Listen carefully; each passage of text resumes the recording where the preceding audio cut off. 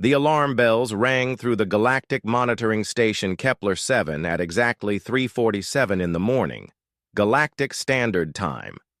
Senior Scanner Vexhai lifted his 4 eyes from his coffee cup and looked at the blinking red lights on his control panel. His long blue fingers moved quickly across the buttons as he tried to figure out what was happening. Vexhai had been working at this job for 23 years. He was a Xanthari, a race known for being very careful and precise. His people had 4 eyes that could see many different types of light, making them perfect for scanning deep space. In all his years of work, he had never seen readings like this. The main screen showed a picture of the Xerian Nebula, a huge cloud of colorful gas and dust that stretched across several light-years of space. Most of the nebula was beautiful, but harmless. However, at its center was something that made every species in the galaxy afraid: the Forbidden Zone. The Forbidden Zone was exactly what its name suggested. Nobody was allowed to go there. Any ship that tried to enter was destroyed within minutes. The ancient machines that guarded the zone had been there for thousands of years, left behind by a mysterious race called the Progenitors. These machines did not care who you were or why you wanted to enter. They simply destroyed everything that came too close. But now, according to his instruments, there was something impossible sitting right in the middle of the Forbidden Zone. Vexhai ran the scan 3 more times, checking every setting and calibration. The results were always the same. There was a ship in the Forbidden Zone, not just any ship, but a human ship. Vexhai had met humans before. They were a young species that had only joined galactic society about 100 years ago. They were small, soft creatures with only 2 eyes and no natural weapons or special abilities. Their technology was basic compared to most other races.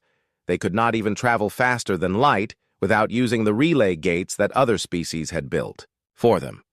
The idea that a human ship could survive in the Forbidden Zone was like saying that a paper airplane could fly through a hurricane and come out perfectly fine. Vexhai called his supervisor immediately. Within minutes, Captain Zethara of the hegemony warship Inevitable Justice was looking at the same impossible readings.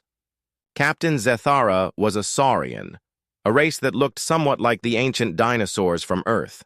She had green scales, sharp teeth, and yellow eyes that missed nothing. "This has to be a mistake," Captain Zethara said, her clawed fingers tapping on her command chair. "Run every test you have. Check for sensor errors, equipment failure, anything that could explain this. But no matter how many tests they ran, the answer was always the same. There was definitely a human ship sitting in the Forbidden Zone, and somehow it was still in one piece. The ship was sending out a weak distress signal, the kind that meant the crew was still alive but in serious trouble. The signal was definitely human. It used their language and their communication protocols. The ship's computer systems were still working, which meant the hull had not been breached. Word of the discovery spread quickly through the monitoring station. Soon, every important person in the sector knew about it. The news caused panic among some species and disbelief among others. How could humans, of all races, survive where even the mighty hegemony battle fleets feared to go? Dr. Korthak, a senior scientist from the Hegemony Science Division, arrived at the station 6 hours later. He was an old Saurian with many scars from his years of dangerous research. He had studied progenitor artifacts for most of his life, and knew more about them than almost anyone else in the galaxy. "Show me everything," Dr. Korthak demanded as he looked at the scan results. His yellow eyes grew wide as he read the data. "This should not be possible. The energy fields in that zone tear apart matter at the atomic level. Nothing survives. There. Nothing." The human ship was called the Lucky Break, according to its identification beacon. It was a simple cargo freighter, the kind used for moving goods between planets. The ship was about 200 years old by human standards, which made it ancient and unreliable by galactic standards. Its hull showed damage from what looked like weapon strikes, but the ship was still holding together, More disturbing was what the deep scans revealed about the Forbidden Zone itself. The ancient progenitor machines that guarded the area were still active, but they seemed to be ignoring the human ship. These machines had destroyed hegemony battlecruisers without hesitation, yet they let a tiny human freighter sit there undisturbed. Captain Zethara tried to contact the human ship directly, but the interference from the Forbidden Zone made communication impossible. All they could hear was static mixed with fragments of human voices calling for help. As news of the discovery reached the highest levels of galactic government, emergency meetings were called on a dozen different worlds. The Galactic Council had spent centuries maintaining the blockade around progenitor sites like the Forbidden Zone. The idea that humans could somehow bypass these ancient defenses was terrifying to many species. Some council members suggested that the humans had secretly developed new technology that could defeat progenitor weapons. Others believed it was impossible, and that the whole thing was some kind of trick or illusion. A few worried voices suggested something much worse, that humans might be connected to the progenitors in ways nobody understood. Back at the monitoring station, Vex High continued watching the human ship through his instruments.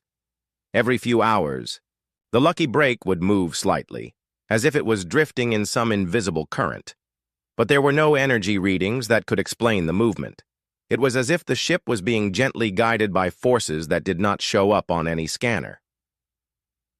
The most frightening part was that the progenitor machines in the Forbidden Zone were becoming more active. Energy readings throughout the nebula were increasing, and some of the ancient structures were powering up systems that had been dormant for thousands of years. It was as if the presence of the human ship was waking something up. Dr. Korthak spent hours studying every piece of data they had about humans. Their biology was unremarkable. They had no psychic powers, no natural resistance to radiation, no special genetic traits that would explain their survival.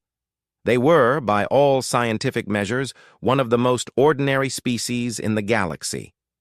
Yet, here was their ship, sitting safely in a place where the most advanced civilizations could not go. As the hours passed, more ships arrived at the monitoring station. Scientists, military officers, and government officials from a dozen species came to see the impossible sight for themselves. The small monitoring station became the center of the greatest mystery the galaxy had seen in centuries. The human ship continued to drift in the Forbidden Zone, its crew waiting for rescue that might never come. And in the depths of space around them, ancient machines that had slept for millennia began to stir, responding to signals that no living being could detect or understand. Something was happening in the Forbidden Zone, something that would change everything the galaxy thought it knew about humans, progenitors, and the true history of the stars. News of the human ship in the Forbidden Zone reached the galactic hegemony capital within 12 hours. Fleet Admiral Korthak, one of the most respected military leaders in the galaxy, received the report while reviewing battle plans for a different crisis. When he read the initial data, he thought someone was playing a joke on him. Admiral Korthak was an old Saurian warrior who had fought in 3 major galactic wars. He had seen impossible things before, but this was beyond impossible. He immediately called for an emergency meeting of the Galactic Defense Council. The council chamber was a massive room that could hold representatives from dozens of different species. Within hours, ships were arriving from across the galaxy carrying scientists, military experts, and government officials. Everyone wanted to understand how humans had achieved what no other species could do. Dr. Lissa Andra arrived on the fastest ship she could find. She was an ethereal, a race of beings who looked like they were made of glowing mist. Ethereals were known for being the galaxy's best scientists, especially when it came to studying ancient technology. Dr. Lysiandra had spent her entire life studying the progenitors and their mysterious artifacts. "This changes everything we know," Dr. Lysiandra told the assembled council members. Her form flickered with nervous energy as she spoke. "The Forbidden Zone is not just dangerous. It is actively hostile to life. The progenitor machines there do not simply destroy ships. They tear apart the very fabric of space and time itself. She brought up holographic displays showing the energy patterns from various progenitor sites across the galaxy. Each site showed the same thing: massive energy fields that could unmake matter at the quantum level. No known technology could protect against these weapons. Every probe we have sent into progenitor sites has been destroyed, Dr. Lysandra continued. The machines do not just shoot at intruders. They seem to rewrite the laws of physics in the local area, making it impossible for normal matter to exist there. General Thexvar, the military representative from the Christek Union, asked the question everyone was thinking. So, how are the humans still alive? Dr. Lysandra's form dimmed with uncertainty. I do not know. By all our understanding of progenitor technology, their ship should have been destroyed the moment it entered the zone. The fact that it survived suggests either our understanding is completely wrong or humans possess some quality we have never detected. The Council began reviewing everything they knew about humans. The species had been discovered about 100 years ago when their radio signals were detected by a routine patrol. First contact had been peaceful, and humans had been welcomed into galactic society as junior members. Humans came from a planet called Earth in a small star system near the edge of the galaxy. Their world was unremarkable, not too hot, not too cold, with plenty of water and a normal atmosphere. The humans themselves seemed equally ordinary. They had no psychic abilities, no natural armor or weapons, and no unusual resistance to radiation or energy fields. Their technology was primitive by galactic standards. They had only recently learned to travel between stars, and even then they needed to use the relay gates built by other species. Their weapons were basic projectile and energy systems that would be useless against any serious military force. Yet, somehow, a simple human cargo ship was sitting unharmed in the most dangerous place in the galaxy. Xenobiologist Kethvar presented his analysis of human biology to the Council. Kethvar was an insectoid, a race that looked like giant intelligent ants. His species was known for their detailed scientific methods and careful research. Humans are biologically unremarkable, Kethvar reported, his antenna twitching as he spoke. Their DNA follows standard patterns found in many species. Their brain structure is typical for a thinking species. Their cellular composition shows no unusual properties. There is nothing in their biology that would explain survival in a progenitor zone. The Council spent hours debating possible explanations. Some suggested that humans might have secret technology they had hidden from the galaxy. Others proposed that the readings were wrong and the ship was actually some kind of advanced hologram or illusion. A few Council members suggested something more disturbing, that humans might be descended from the progenitors themselves. This idea was quickly dismissed because humans showed no signs of advanced technology or knowledge. If they were related to the progenitors, they would surely know how to use progenitor artifacts.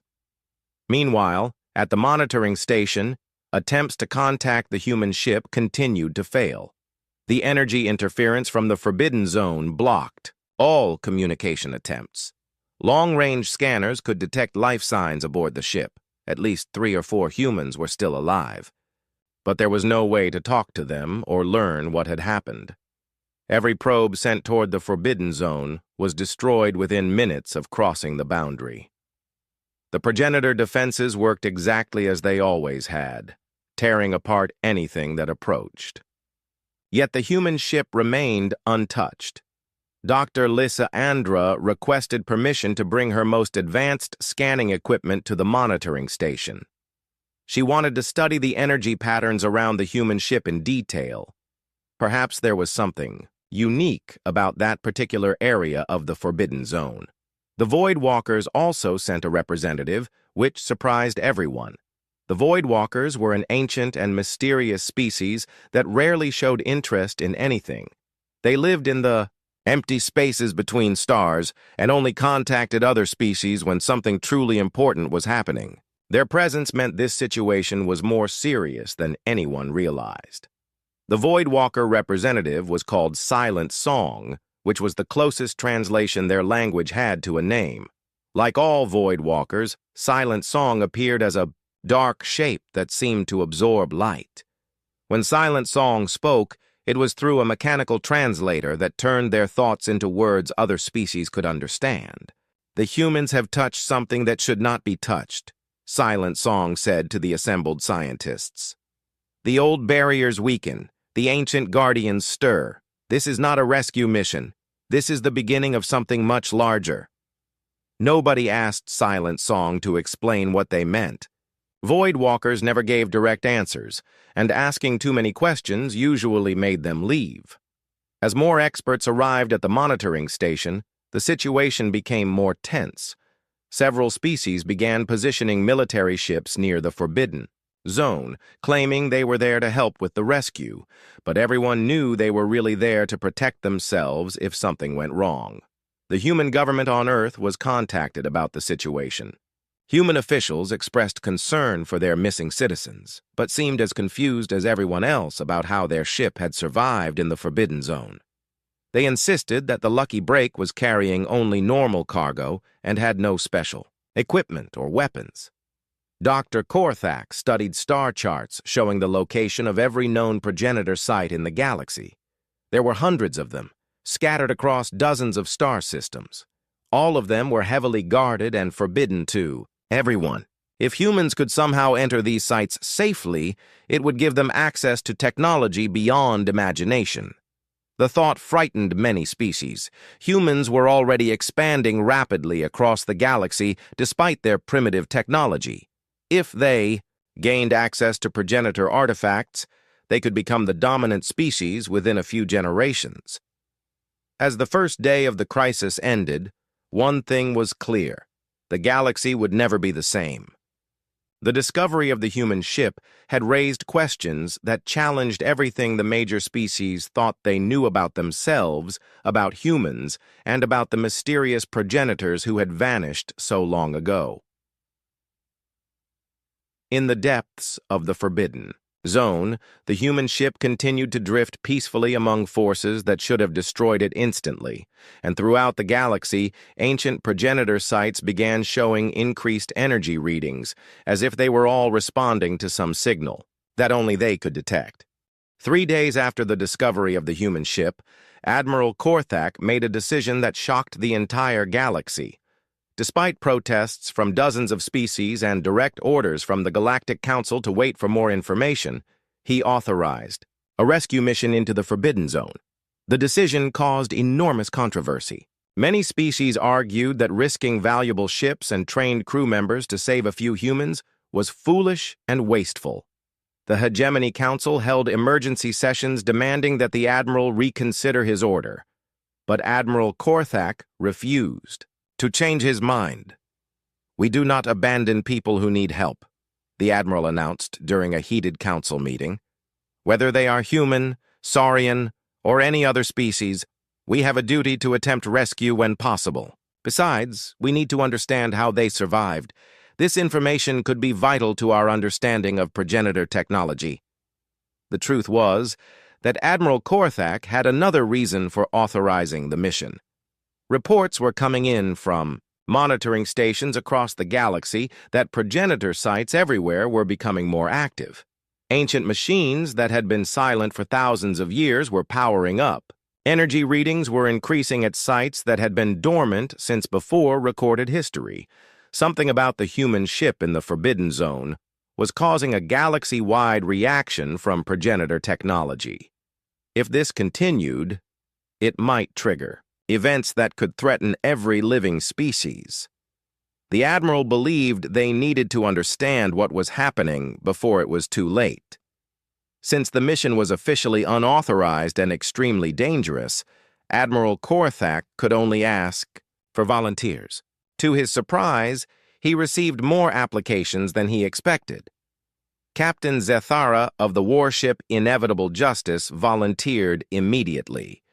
She had been the first to receive the reports about the human ship, and her curiosity had grown stronger each day. Her ship was one of the most advanced in the fleet, equipped with the best shields and weapons available. Dr. Lysandra volunteered to take her research vessel, Deeper Understanding, on the mission. Her ship was not built for combat, but it carried the most sophisticated scanning equipment in the galaxy. If anyone could figure out how the humans were surviving, it would be her. The most surprising volunteer came from the Void Walkers. Silent. Song requested permission to accompany the mission in a small diplomatic ship. This was almost unprecedented. Void Walkers rarely involved themselves directly in the affairs of other species.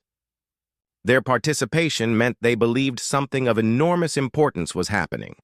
The rescue fleet was small by necessity. Too many ships might trigger stronger responses from the progenitor defenses. The plan was simple: approach the Forbidden Zone carefully, locate the human ship, and attempt to either communicate with the crew or evacuate them. As the three ships prepared to depart, Dr. Lysandra briefed the mission teams on what they might encounter. Her holographic displays showed energy readings from the Forbidden Zone that made even experienced space travelers nervous. The progenitor machines do not operate by the same physical laws we understand, she explained to the assembled crews. They seem to exist partially outside normal space-time. Their weapons can target specific quantum signatures, meaning they can destroy one ship while leaving another completely unharmed. She paused to let this information sink in. We do not know why they are not attacking the human ship. This could mean they have classified humans as non-threatening, or it could mean something else entirely. We must be prepared for any possibility. The rescue fleet departed from the monitoring station exactly 72 hours after the human ship was first detected. As they traveled toward the Forbidden Zone, the crews noticed that space itself seemed different. Stars appeared to flicker and shift position slightly. Navigation equipment gave inconsistent readings. Several crew members reported strange dreams, even while awake. Senior scanner HFY, who had volunteered to join the mission aboard the Inevitable Justice, monitored his instruments carefully as they approached the zone boundary. What he saw made his 4 eyes widen with alarm. "Captain," HFY reported, "the human ship is moving."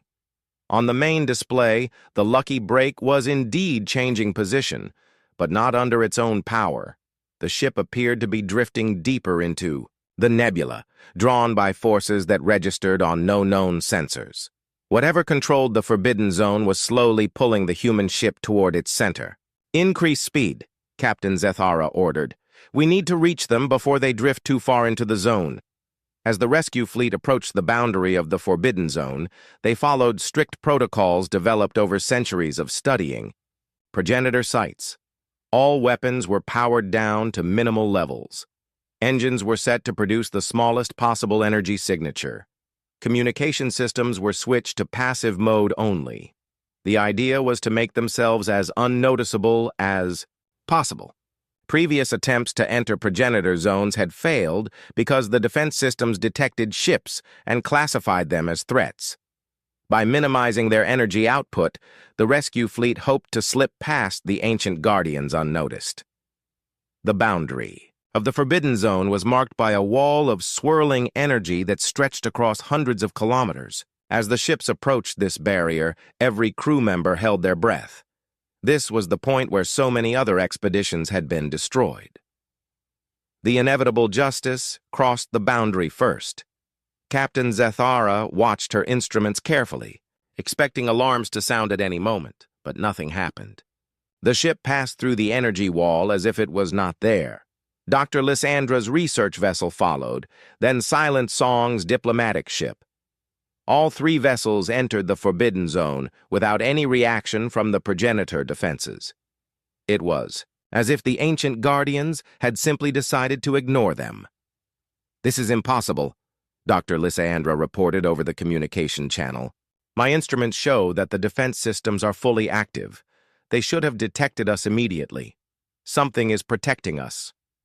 Inside the Forbidden Zone, the rescue fleet found themselves in a realm that seemed to exist outside normal physics. Space was filled with structures that appeared to be made of crystallized energy. Geometric patterns of light drifted through the void like living things. In the distance, massive progenitor installations hung in space, their purposes unknown and unknowable. The human ship was easier to locate now. Its metal hull stood out sharply against the ethereal background of the zone. As the rescue fleet approached, they could see that the Lucky Break was indeed badly damaged. Scorch marks covered its hull, and several sections showed signs of weapon impacts. But the ship was intact and still broadcasting its distress signal. Life support systems were functioning, and the crew was still alive inside. "Prepare boarding shuttles," Captain Zethara ordered. "We need to evacuate the human crew before something changes and the defenses decide to target us." As the rescue ships moved closer to the Lucky Break, Dr. Lysandra's instruments detected something that made her form flicker with excitement and fear. "Captain," she reported, "I am reading massive energy buildups throughout the zone. The progenitor installations are powering up systems that have been dormant for millennia. Whatever allowed us to enter safely, it appears to be triggering a much larger response." Throughout the Forbidden Zone, ancient machines were awakening. Structures that had been dark for thousands of years began to glow with internal light. Energy patterns that had never been recorded by any species started flowing between the installations. The rescue fleet had succeeded in reaching the human ship, but they had also triggered something that no one understood. Deep in the heart of the zone, something vast and ancient was stirring to life, and its attention was focused on the small human freighter that had somehow survived where all others had failed. The rescue mission was about to become something much more significant than anyone had planned. The secrets of the Forbidden Zone were finally beginning to reveal themselves, and the galaxy would never be the same. Captain Sarah Chen had been watching the alien ships approach through the cracked viewport of the Lucky Break for the past hour. After 6 months trapped in the Forbidden Zone, she had almost given up hope of rescue. Now 3 ships were carefully moving toward her damaged freighter, and she could hardly believe they were real. Sarah was a typical human cargo hauler, middle-aged, practical, and used to dealing with mechanical problems rather than galactic mysteries. Her crew consisted of her engineer Mike Torres and navigator Lisa Park. All 3 had volunteered for this mission because it paid well, not because they wanted to make history. 6 months ago, they had been making a routine cargo run between human colonies when their experimental jump drive malfunctioned. The drive was supposed to cut their travel time in half, but instead it had deposited them in what their computer cheerfully called an unknown region of space. What happened next had been the most terrifying experience of Sarah's life. The moment they appeared in the Forbidden Zone, every alarm on the ship started screaming. Weapons that seemed to be made of pure energy began targeting their ship, trying to tear it apart at the molecular level. Sarah had done the only thing she could think of. She ordered full power to the shields and tried to find somewhere to hide. But the Lucky Break was not a warship. It was a civilian cargo hauler with basic defenses. The alien weapons should have destroyed them in seconds. Instead, something impossible happened. The weapons suddenly stopped firing. Now, as Captain Zethara's boarding shuttle approached the Lucky Break, Sarah prepared to finally learn what had happened to them. She activated the ship's external communication system and tried to contact the rescue fleet. "This is Captain Sarah Chen of the Earth cargo vessel Lucky Break," she transmitted. "We have been trapped here for 6 months and are in need of immediate assistance. Our life support systems are failing, and we have limited food and water remaining." The response came from Captain Zethara aboard the shuttle. "Captain Chen, this is Captain Zethara of the Galactic Hegemony vessel Inevitable Justice. We are here to evacuate you and your crew. Please prepare for emergency boarding procedures." Within an hour, Sarah and her crew were aboard the Inevitable Justice, receiving medical attention and being questioned by experts from a dozen different species. Dr. Lysandra was particularly interested in their story, and her glowing form flickered with excitement as Sarah described what had happened. "You say the weapons stopped firing suddenly?" Dr. Lysandra asked. "Did you do anything to cause this?" Did you activate any special equipment or send any signals? Sarah shook her head. We did not do anything. One moment we were about to be destroyed, and the next moment everything went quiet. The weapons just turned off. Mike Torres, the ship's engineer, had been studying the Lucky Break's sensor logs during their months in the zone. He presented his findings to the assembled scientists with nervous excitement. According to our instruments, Mike explained, the alien weapons did hit us, multiple times, but instead of destroying the ship, they seemed to scan us, like they were trying to figure out what we were. He brought up holographic displays showing the weapon impacts. Each hit was different. First they targeted our hull, then our engines, then our life support systems. But instead of doing damage, each scan seemed to make the weapons less aggressive. Dr. Lisa Andra studied the data with growing amazement. These are progenitor analysis beams, she said. They are designed to examine the quantum signature of any ship or crew that enters a protected zone. Based on what they find, the defense systems decide whether to destroy the intruder or allow them to pass. Lisa Park, the navigator, raised her hand hesitantly. Excuse me, but what are progenitors, and why would they care about us? The question caused an uncomfortable silence among the alien scientists. Dr. Lisa Andra's form dimmed as she considered how to answer. The progenitors were an ancient race that built most of the advanced technology in this galaxy, she finally explained. They disappeared millions of years ago, leaving behind automated systems that guard their installations. These systems are programmed to eliminate any threats to progenitor sites. She paused, looking directly at Sarah and her crew. The fact that they did not eliminate you suggests something extraordinary. According to the analysis beams, you are not considered threats. In fact, the readings suggest something that should be impossible. Captain Zeth Ara leaned forward in her chair. What do the readings suggest, Doctor? Dr. Lisa Andra's form flickered, nervously. The progenitor systems have classified the human crew as progenitors themselves. The words hung in the air like a physical weight. Every person in the room stared at the three humans, who looked back with confusion and disbelief. That is impossible, Captain Zethera said firmly. Humans are a young species. They have no advanced technology, no knowledge of progenitor systems. They cannot be progenitors. But Dr. Lisa Andra was already running new scans on the human crew members. Her equipment was far more advanced than anything on the Lucky Break, and the results it produced were disturbing. The quantum signatures match, she reported, her voice filled with wonder and fear. Not similar. Identical. According to every test I can run, these humans are genetically and quantum mechanically the same as the progenitor samples we have on file. Mike Torres looked around the room at all the alien faces staring at him. I do not understand, he said. Are you saying we are aliens? Because I was definitely born on Earth in a normal human hospital to normal human parents. Silent Song, the Void Walker representative, spoke for the first time since boarding the ship. The mechanical translator made their words sound flat and emotionless, but the content was anything but calm. The patterns repeat, Silent Song said. The ancient cycle begins again. The sleepers wake. The guardians remember their purpose. Dr. Lacey Andra turned to the mysterious alien.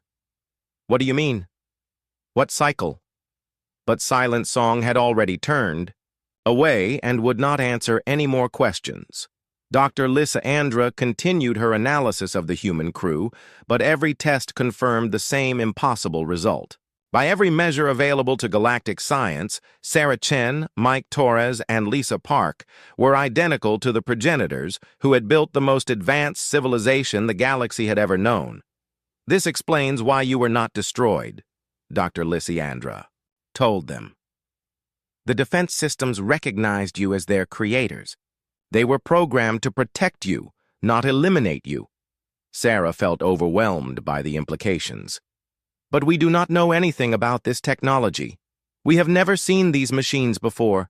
How can we be the same as beings who disappeared millions of years ago? It was a question that Dr. Lysandra could not answer. The evidence was clear, but it made no sense according to everything the galaxy knew about human history. As the rescue fleet prepared to leave the Forbidden Zone, more disturbing discoveries came to light. The progenitor installations throughout the zone were not just powering up. They were trying to communicate. Ancient transmission systems were sending signals toward Earth and every other human world in the galaxy. Whatever the presence of humans in the Forbidden Zone had awakened, it was now attempting to contact the rest of humanity. After millions of years of silence, the progenitor machines were trying to resume contact with their creators. The implications terrified every species in the galaxy. If humans really were progenitors, then the most primitive species in galactic civilization was actually the most advanced. The balance of power that had existed for centuries was about to be completely overturned. As the Lucky Break was taken in tow by the rescue fleet, Sarah looked back at the Forbidden Zone through the viewport. Ancient structures were glowing with new energy, and patterns of light were moving between them like the neurons in a vast mechanical brain.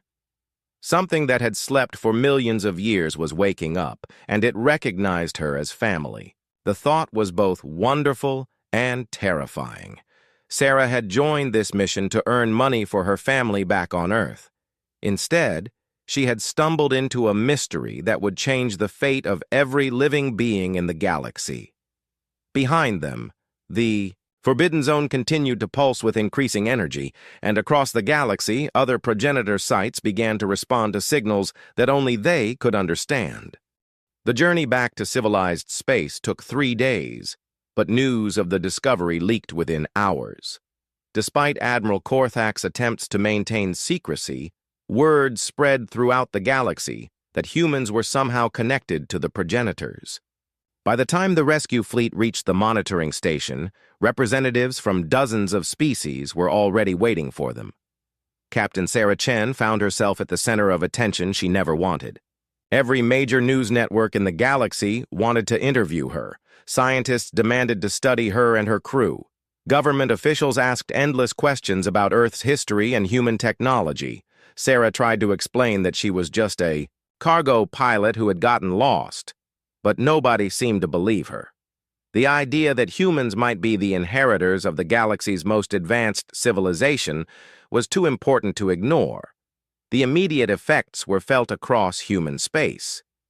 Human colonies that had been treated as minor outposts suddenly found themselves under intense scrutiny. Some alien species began viewing humans as a potential threat, while others tried to form closer diplomatic relationships.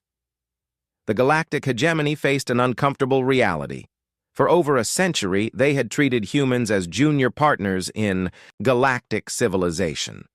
Now it appeared that humans might actually be the senior partners, with a claim to technology that predated every other known species.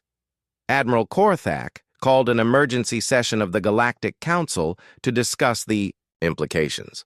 The debate that followed was heated and sometimes angry, with different species taking very different positions on what the discovery meant.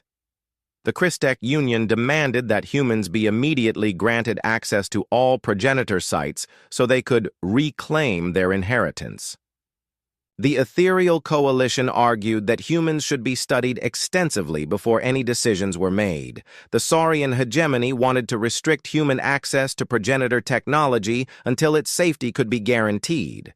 Some species suggested something much more disturbing. If humans really were progenitors, what had caused them to lose their technology and knowledge? Had there been some kind of disaster that forced them to restart their civilization from the beginning? And if so, could it happen again? Dr. Lysandra spent weeks studying the data from the Forbidden Zone, trying to understand what had happened. Her research revealed disturbing patterns in progenitor sites across the galaxy. Every major progenitor installation shows signs of a deliberate shutdown, she reported to the council. The technology was not destroyed or damaged. It was carefully deactivated and placed in a preservation mode. She brought up holographic displays showing dozens of progenitor sites. The timing suggests a galaxy-wide evacuation that occurred approximately 2 million years ago. Whatever caused the progenitors to abandon their technology, it was serious enough that they were willing to give up everything they had built. The implications were terrifying. If the progenitors had abandoned their technology to escape some threat, what would happen when that technology began working again? And what had become of the progenitors themselves? Dr. Lysandra's research suggested an answer that no one wanted to hear. Based on the evidence, I believe the progenitors did not actually disappear. They deliberately reduced themselves to a primitive state and scattered across the galaxy to avoid detection. She looked directly at the human representatives in the chamber. Humans may not be descended from progenitors. They may actually be progenitors who chose to forget their own history. Captain Sarah Chen was still trying to process this information when it became clear that the situation was getting worse. Human ships had begun visiting previously forbidden progenitor sites, and the ancient defenses were allowing them to pass. Each visit caused more progenitor technology to activate. Reports came in from across the galaxy of ancient machines awakening, energy patterns appearing where none had existed for millennia, and structures that had been dormant for millions of years beginning to show signs of activity. The Void Walkers, through Silent Song, provided the most disturbing information of all. "The Great Hiding is ending," Silent Song announced to the Council. "The sleepers wake. The ancient enemy stirs in the spaces between galaxies." When pressed for more details, Silent Song would only say that the progenitors had gone into hiding to avoid something that was not of this reality. The awakening of progenitor technology was sending signals across vast distances, potentially alerting this enemy to the location of the galaxy. As weeks passed, the effects of human contact with progenitor sites became more pronounced. Human crews reported strange dreams when near active progenitor installations. Some began demonstrating knowledge of technologies they had never learned. A few started speaking in languages that no human linguist could identify, but that matched linguistic patterns found in progenitor ruins. The situation reached a crisis point when a human exploration team on a distant world accidentally activated a progenitor manufacturing facility. The facility began producing devices that no one could identify, using principles that violated known physics. When alien scientists tried to study the devices, they found that only humans could operate them safely. Fear spread throughout the galaxy. Other species began to realize that humanity's humble appearance might be a facade. If humans really were progenitors, their friendly and cooperative behavior could be an act designed to lull other species into a false sense of security. Some extremist groups among various species began calling for preemptive action against humanity before they could fully reclaim their ancient power. These groups argued that once humans regained access to progenitor technology, they would dominate or eliminate all other life in the galaxy. The human government on Earth tried to calm these fears by offering to share any progenitor technology they discovered, but this only made other species more nervous. Why would the most advanced species in galactic history offer to share their technology unless they had some hidden agenda? Captain Sarah Chen watched these developments with growing concern. She had become an unwilling symbol of humanity's connection to the progenitors, and she received death threats from extremist groups almost daily. Her simple cargo run had turned into the most significant discovery in galactic history, and she wasn't sure she could handle the responsibility. The Lucky Break itself was moved to a classified research facility where scientists studied every component, looking for clues about how it had survived in the Forbidden Zone. But the ship remained stubbornly ordinary, a aging cargo hauler with no exotic modifications or hidden technology. Dr. Lysandra's continued research revealed more disturbing patterns. Progenitor sites across the galaxy were not just activating randomly, they were following a specific sequence, as if some vast program was slowly coming online. Each activation triggered responses from other sites. creating a network of communication that spanned the entire galaxy. "It's like watching a giant computer wake up," Dr. Lysiandra explained to Admiral Korthak. "Each progenitor site is a component in a larger system, and the system is becoming operational again." The Admiral asked the question everyone was afraid to voice. "What happens when the system is fully operational?" Dr. Lysiandra's form flickered with uncertainty. "I don't know, but based on the energy levels we're detecting, whatever this system was designed to do, it operates on a scale that could affect the entire galaxy." As the crisis deepened, humanity found itself in an impossible position. They were being blamed for awakening forces they didn't understand, pressured to take responsibility for technology they couldn't control, and expected to have answers to questions they had never thought to ask. Sarah Chen often found herself staring at the stars, wondering what her ancestors had been thinking when they chose to forget their own history. Had they been trying to protect the galaxy from something, or had they been protecting something from the galaxy? In the depths of space, ancient machines continued their patient work, following programs written millions of years ago by beings who had chosen to become human. The Forbidden Zone pulsed with increasing energy, and across the galaxy, other progenitor sites responded to signals that carried messages no living being could understand. The galaxy stood at the edge of a new age, but no one knew whether it would be an age of wonder or terror. The only certainty was that nothing would ever be the same again. Humanity had reclaimed its birthright, but the price of that inheritance was still being calculated. In the end, the most frightening thing was not what humans might become, but what they had been running from for so long, and whether it was still out there, waiting for them to remember who they really were.